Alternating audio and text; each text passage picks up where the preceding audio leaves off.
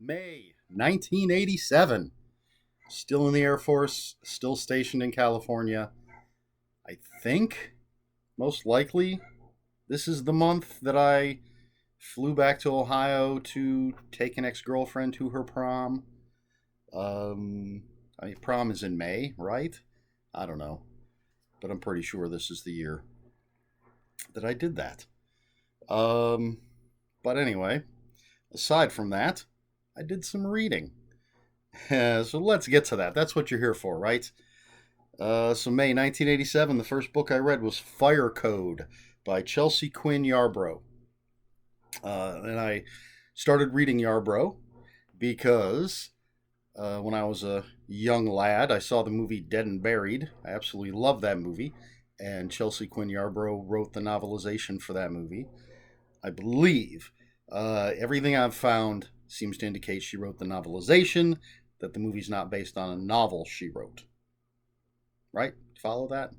Anyway, loved the movie, so I read the novelization and then read some of her other stuff, including Fire Code. And Fire Code is about a couple of people. They're not important. A couple of people investigating these mysterious fires. And if I remember it correctly, it has to do with technology and the supernatural sort of clashing because there was a certain combination of numbers that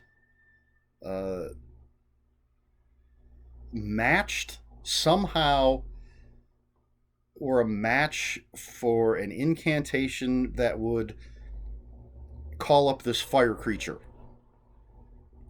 So let's just say you've got a brand new security system in your house and you just pick a random series of numbers for your security code for this security system that just unbeknownst to you happen to be this series of numbers. You punch that in and you've suddenly accidentally done this incantation and this fire creature is going to show up and burn your house down. But it wasn't, it was, I don't know, somehow I seem to recall like phone numbers, different, just, it was just this series of numbers that would cause this creature to show up. I believe it was a creature that would cause fires, and so you have these people trying to figure out why these mysterious fires are happening, not realizing, of course, it's some supernatural / technological thing going on. I'd like to reread this one. I love the concept of it, but obviously, a long time ago, don't remember a lot about it, all the details, so I may have to try and dig this up somewhere and reread it. It's a cool idea. Number 2 for May of 1987 is Shade of the Tree by Piers Anthony. And see, I'm looking over here to my list, my trusty list of the books that I've read. This has 1984 to 2004. There's another notebook that hopefully we'll eventually get to that has 2004 or 2005 to the present. So I've been looking over here at the titles and everything on my list. Now I have to look over here at my notes. This is the notebook I use. I've probably shown all this before. But anyway, so Shade of the Tree, Piers Anthony. Got to look over here because I don't remember much about it. I know all I remembered was it was a horror story. And so it's Joshua Pinson inherits a house from his eccentric uncle down in Florida. And so he takes his 2 young children and they move down to Florida, not knowing that it's haunted. That's what I have down basically in my notes. As I said, all I remember is it was a horror novel, which for me was different. I was just used to Piers Anthony's science fiction and fantasy stuff. I used to be a big fan of his stuff. Liked his writing style. I'm sure this book was fine. I don't know. We'll just move on to book number 3, which happens to be Fletch II, that's Too, by Gregory MacDonald. Now, excuse me, the first Fletch book was just Fletch. And then the novels that were written after that Some of them were prequels, essentially. And he wrote, eventually, he wrote a book called Fletch I, which was spelled Won, which chronologically in the lifetime of Fletch would be the first Fletch story. And so the next book was Fletch II, or slash Fletch also. So it was written after a bunch of Fletch books, but chronologically in the life of Fletch, it's the second story. And Fletch is getting married to a woman named Barbara. And at the ceremony, I believe, he receives a letter from his missing father. He has no idea what had ever happened to his father. He receives this letter, so he convinces his brand new wife to skip their regularly planned honeymoon, go to Nairobi, and they're going to go searching for Fletch's dad in Nairobi. But then there's a murder, and so another mystery. So you got two mysteries going on. Ensues. Just unfortunately, I don't have a copy of it. I wish I did. I wish I had all the Fletch books. But the editions that I have are difficult to find, and I don't have it. But anyway, usual, typical great Fletch stuff. And I like that they went back and, told some younger Fletch stories. And spoilers, Fletch is single in the very first Fletch novel, which takes place after this one. So, things didn't work out with Barbara. Anyway, Fletch II. Too. Good stuff. Next, we have Break In by Dick Francis. This is about horse jockey, Christmas Kit Fielding.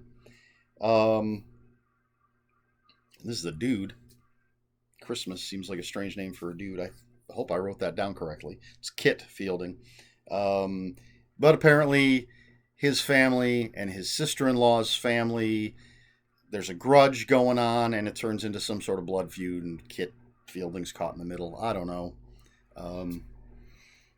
Dick Francis, for me, has been forgettable. All I know is he writes about stuff in the world of horse racing, typically, and I don't know. If you're into mysteries and horse racing is something, a venue that you might find interesting, check out Dick Francis, I suppose. There you have it. I don't have much more to say about that. But next, what are we at? Book number 5, Ceremony by Robert B. Parker. Right off the bat, it's Robert B. Parker. It's Spencer. It's great. Again, I don't have a copy because I'm trying to get all my copies to be the same edition. I've been considering filling in the blanks that I have with any copy I can get and then swapping them out if I ever find the copies I want, which should be the thing I'm doing.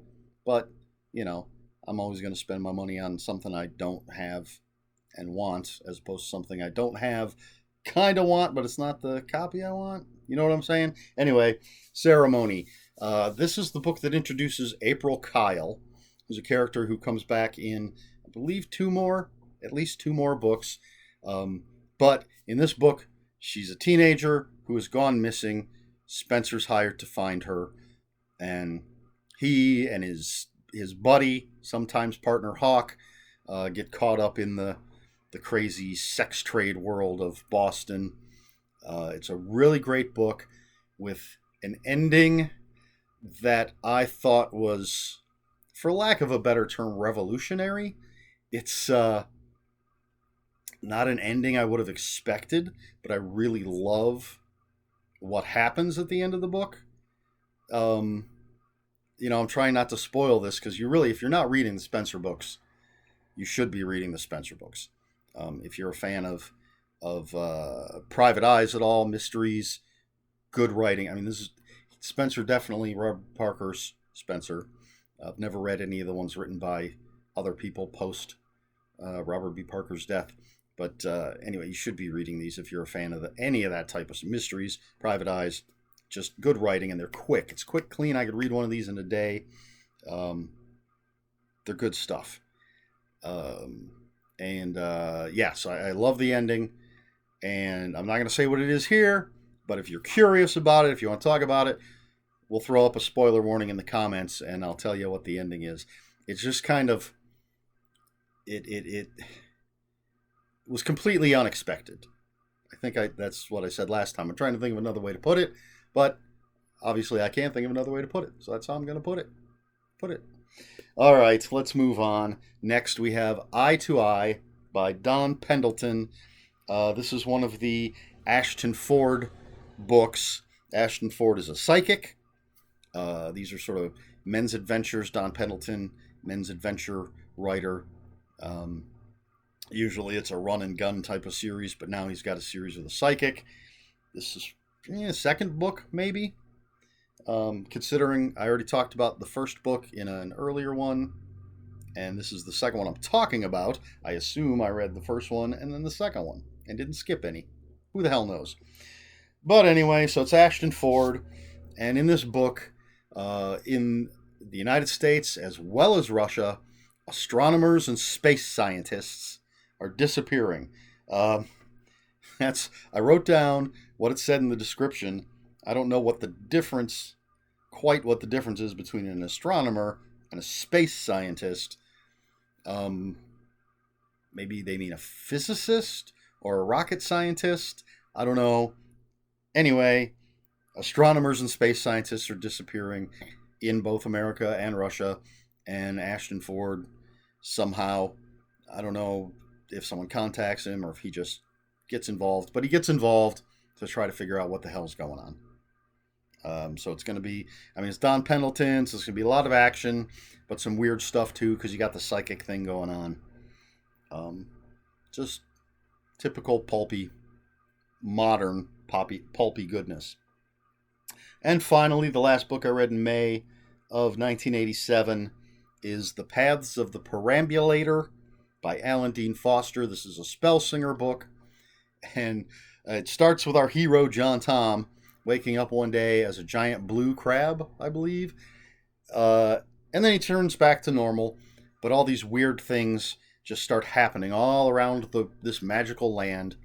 And John Tom's mentor theorizes that there are these things called perambulators, and they can alter reality, and they figure out, I think, that one is being held captive.